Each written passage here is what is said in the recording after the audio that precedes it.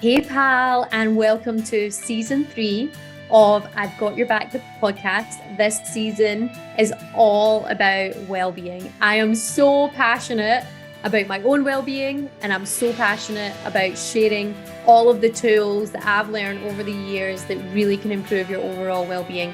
So there'll be 8 different themes and 8 different areas of well-being that we'll cover off. I really hope you enjoy it, and let me know your feedback.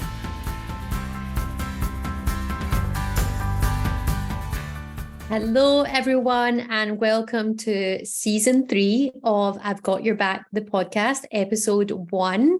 And I just want to give you an introduction as to why I've chosen this season's theme, which is all about health and well-being. So the reason I've chosen this is because I honestly believe that this is the number one thing that all of us have to master in order to really live a fulfilled life. And the reason I know that is because I've focused on my well-being in particular over the last 7 years.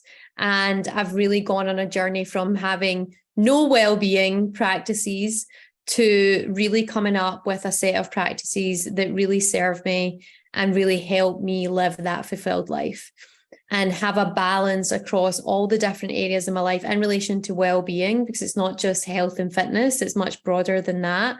It's, the last 7 years, I've really learned a lot of tools and met a lot of people that have helped me really have a real balance with connection to my mind, my body, and my soul.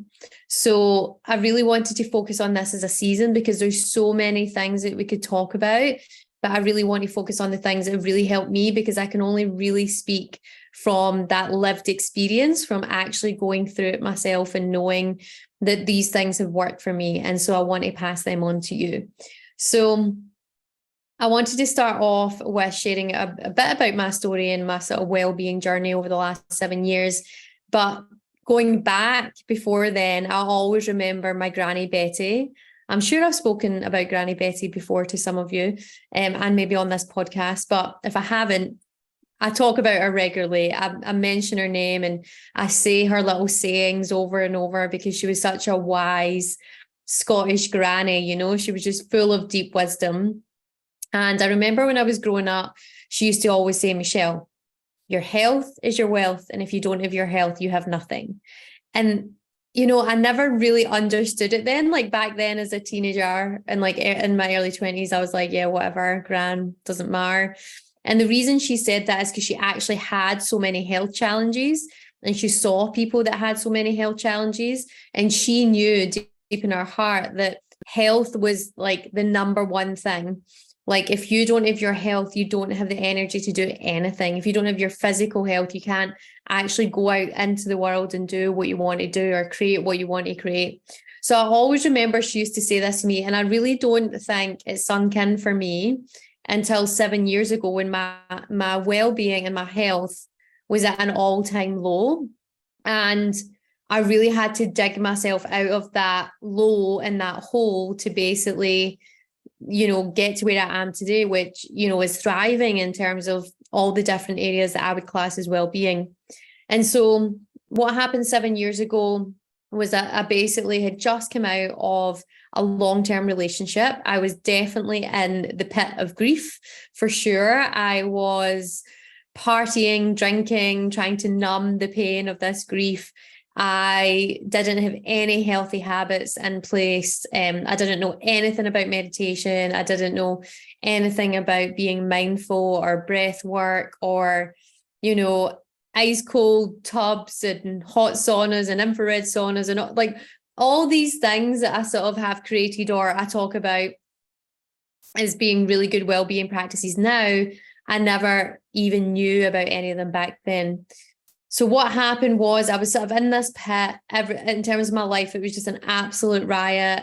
I had to move into temporary accommodation and I was sort of going through the grief process. But what happened was I actually got introduced or was recommended to go and see Tony Robbins, who many of you may know or may not know, but he's a really well-known coach from the US, and he was doing something in Sydney called Unleash the Power Within. And it was like a 3 or 4 day event over a weekend where he literally focused on all of the elements of well-being and how to actually create a really, amazing well-being practice for every area of your life.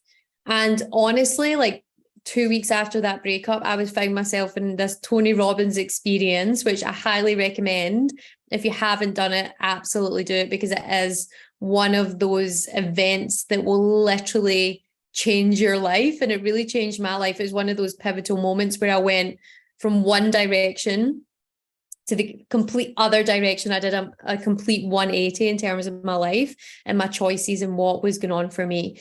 So I basically was at Tony Robbins Unleash the Power Within. And I remember he spent an entire day on health and well-being. And I was like, why is this guy out of 4 days on this sort of leadership or coaching sort of weekend, why is he spending like an entire day on health and well-being? And I never really valued or understood the importance of it then. But as he worked through all of the concepts, all of the tools, and I'll share some of them with you today, I actually started to realize, wow, there's so many things that I'm not doing, and because I'm not doing them, I don't have the energy to do all the things that I want to do in the world, all the goals that I have, all the dreams that I have, or even just the energy sometimes to get out of bed at that point, And so I remember that day really impacted me, and I thought, wow, I really need to take my health and well-being a lot more seriously.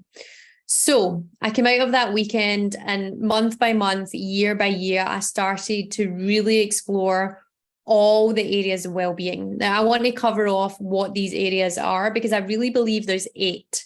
There's 8 different dimensions of well-being that some of you may know and some of you may not know, but these are the ones that I've worked on in some way or another over the last 7 to 8 years. So the first one in terms of well-being is your career or your business or your work, whatever that is to you, that really has to have meaning.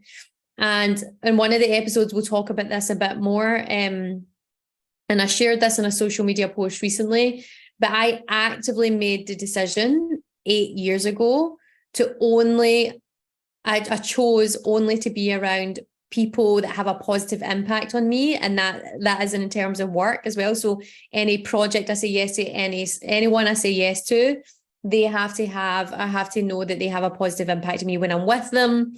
Because I just know when people zap my energy, and I know when people actually lift it up, raise it up, So I actually shared that one of the things I do is I actively say yes to people that have a positive impact on me. And I only say yes to work that has a positive impact on people, on communities, and the planet.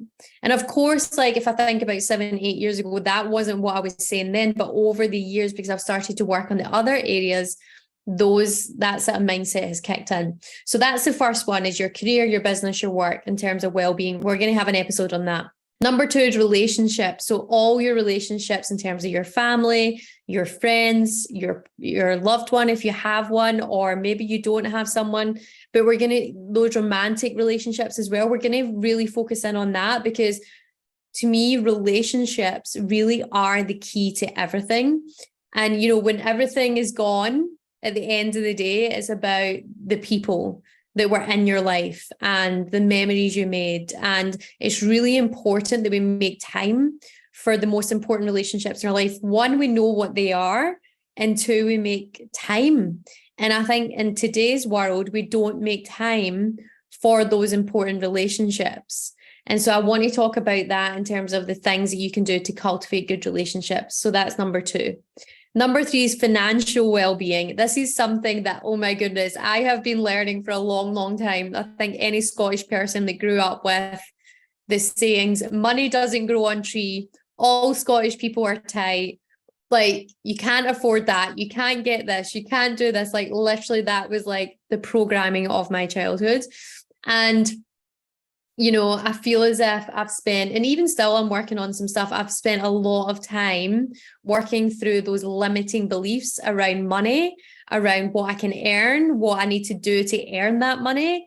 There's just loads of things. And I think, we often don't include financial well-being in our overall well-being. We maybe just focus on like health and fitness. But when you're financially savvy and you're making empowered financial decisions and you're financially independent, that brings a lot of well-being.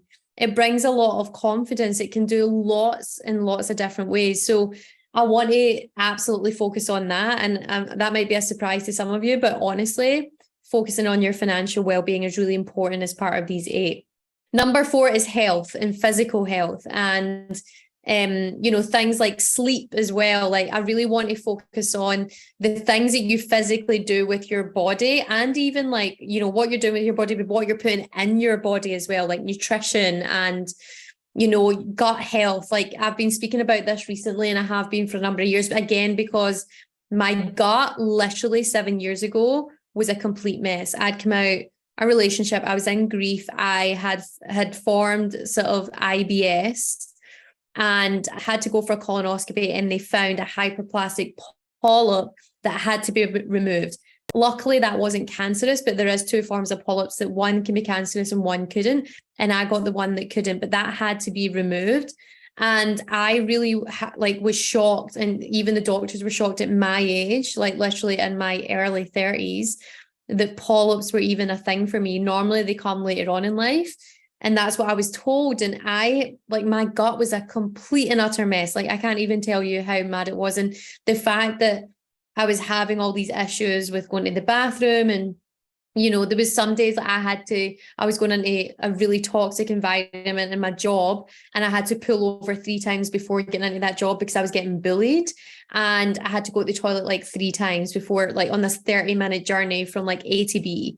And I just started to, like, the first time that happened, I remember I was quite shocked, but then it just became a normal everyday occurrence. And I started to think that it was just normal, that it was just maybe something I ate, but it wasn't. It was like that connection to work, where I was talking about career and work, like that has an impact on your body. And if you're in a stressful environment, like me, I was getting bullied. Like my body was physically reacting, even though my mind wasn't really getting it. And so it's really important that we focus on gut health. And I'll totally do an episode on this because there's so much we could talk about there. But it's really important that we focus on what we're putting in our body and then what we're doing with our physical body. And so in terms of movement, like what are we doing, getting into nature, all of those types of things. So we'll definitely do an episode on that. And then the 5th one is emotional well-being. So what are the things, the tools that you can have to help your emotional well-being? For me, that has definitely been meditation, breath work. I actually, in Byron Bay, when I lived there, went on a meditation teacher training, meditation and breath work teacher training, where I got to learn all these tools and philosophies that are like 2,000 years old that really help your emotional well-being. Like, because the reality is life is going to happen, right? And the shit is going to hit the fan quite a lot of the time. But how is it you, from an emotional point of view, can just be that steady ship? And I really believe a lot of these tools in terms of meditation and breath work, they really help us with our emotional well-being. And there's lots of other stuff as well, but I'll cover that off in that episode. Number 6, intellectual well-being and our personal development. Like, we as humans absolutely thrive on growing, on being intellectually challenged. And, we are built for growth and learning. It's just, I think a lot of the time, and I mentioned this in another podcast, when we grew up, and I know when I grew up, what I was taught was learning and growing wasn't really that appealing. Like I didn't love being in school. I didn't really love the subjects because my brain didn't work that way. And so what happened was I ended up concluding that was learning and growth, whereas it's not. There's so many other things out there that can completely stimulate your mind, that can be like massive growth, when it's reading personal development books or going to like a Tony Robbins event or doing the meditation and teacher training. Like, we as humans are supposed to be intellectually stimulated, and we don't do it enough. So I want to talk about all the things that you can do in terms of personal growth, in terms of intellectual well-being. Number 7 is community and belonging. And, I totally believe that being in your local community and contributing to your community, whether that's checking in on your neighbor or, making some food and sending it to your neighbor, or doing like a cleanup together with your neighbors, or whatever it is, something in your community gives you a sense of belonging. And when people have a sense of belonging, that contributes to their well-being, because if people are lonely and they're not interacting with their local community, that's where, your well-being can sort of dip, and if you think about years ago, like I even think about years ago when I used to be at my gran and grandpa's house, like we would know all the neighbors, we'd be out in the garden together, like there would be interaction there would be that looking after of one another, like having each other's back, but I think over the years that community connection has been lost. And I hear people talk about all the time when they don't even know, like the neighbor right next door, they don't even know their name and they've never spoke to them ever, and even going beyond that, it might be like, taking part, like, I've recently come back from Scotland and went back to dancing again and teaching dance in the local community for local children, and working with one of my really good friends from when I was a dancer and then dancing myself. So it could be different things, but what is it you're doing to really get engaged in your community, to have that sense of belonging, to know that in your immediate environment, you are making an impact and you're a part of it. You're a part of something more. So that's number 7. And then lastly, number 8 is your physical environment. And this definitely contributes to your well-being. You'll see a bit of my physical environment here. I now always have plants in my home. I never used to, but having plants is really good for you and it's really good for the planet. Having like nice paintings, the office that I'm in now is completely immaculate. I actually tidied all of this before I even come on the podcast, because when I have a clean space, that clears my mind in order to be able to deliver what I need to deliver, or have the energy. And we'll talk about a lot of things. I've decluttered over the years. I've definitely become more minimalistic rather than materialistic. I buy less, I repair more, I buy things that are quality now that will last a long time. I really have become a conscious consumer, which basically means being so aware of what I'm buying and whether I really, really need it or I actually don't. So yeah, we'll talk about physical space, we'll talk about environment, because it does absolutely contribute to your overall well-being. So those are the 8 different dimensions of well-being. So we're going to talk about career and business, relationships, family, friends, love, financial well-being, health and physical well-being, emotional well-being, intellectual well-being, community building or belonging, and environmental and physical space. So those are the things that we're going to cover off over the next few weeks. And I'm so excited. Some of them I'll be doing myself, but some of them I'm actually going to be interviewing some amazing souls that I've met over the last few years that have really taught me a lot of things and have contributed to helping my well-being.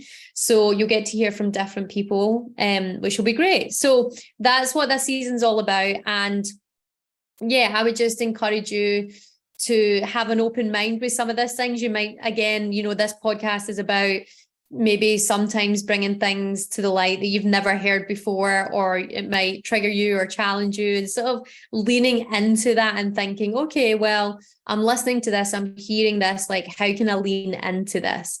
So yeah, I think it's going to be a really brilliant season. I love all of this stuff. Like, I love personal growth. I love anything that can contribute to you being a better human, because when you are in a good place in your body and your mind and your soul, you literally can move mountains. You can do anything you want to do. And I think even if you started to look at these different areas and even rate yourself, and there's a little exercise I can do that with you as we go along, but almost creating like a little web and having these 8 different areas and rating yourself from like 1 to 10, 10 being completely on it, in that area, like you're loving it, you're doing really good things, or 1 or 0, you're not really like even thought about that or doing anything in that space. And what happens is each week we'll start to dot those dots, or put those dots on the web, and you can start to see the picture of where you need to put some emphasis, or